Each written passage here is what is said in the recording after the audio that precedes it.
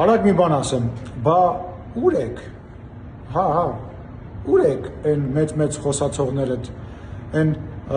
որ ասում էր կրելու ենք, որ ես վարչապետ եմ դառնալու, այդ մարդը ուր է, խիտ ձայնը դուրս չի գալիս ռոբոտային իրա ձայնը, բա կռելու ենքը ուր է, բա այն դաշնակցական աղջիկը ուր է, որ ասում էր այո միավորվելու ենք, բա երբ եք միավորվելու, չեք միավորվում, բա ուր եք, բա այն կոմենտչիները, այն որ որևիցե լեզվով նույնիսկ հայոյանքները չեն կարողանում գրագետ գրել, ռուսերեն տարերով, ռուսերեն են գրում, բայց ռուսերեն էլ չեն կարողանում գրագետ գրել, էլ հայերենի մասին չեմ խոսում, բա լրագրողները ուր են, այն որ ասում էի ավելի շատ ձայն են հավաքելու, քան 2021 թվականին քմծի ծաղ էին տալիս, իրանց խմբագիրները ուր են, այն ուր են այն մարդիկ, ովքեր ասում էին 4 օր բան ձեզ մնաց, որ Նիկոլին եւ ձեր թիմին հասարակությունները աջակցություն չունի, բա ուր եք, ձայները խի դուրս չի գալի, հա?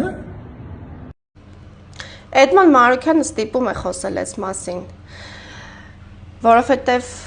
Ծարավաղբյուր թաղամասում, որտեղ բնակվում է նա եւ որտեղ կա ընդամենը 1 ընտրատեղամաս եւ այդ թաղամասում կա 2296 ընտրելու իրավունք ունեցող քաղաքացի եւ այս ընտրություններին մասնակցել է 1573 բնակիչ։ Գիտեք Էդմոն Մարուքյանին քանի հոգի է տվել իր վստահության քվեն 18։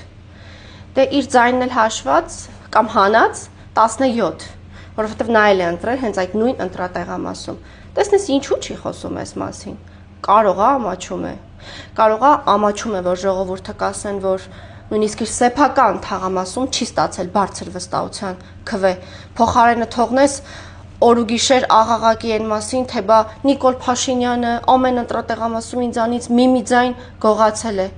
Լուրջ, կատարյալ ախմախություն եւ սիրուն չի, Էդմոն ջան, հեչ սիրուն չի։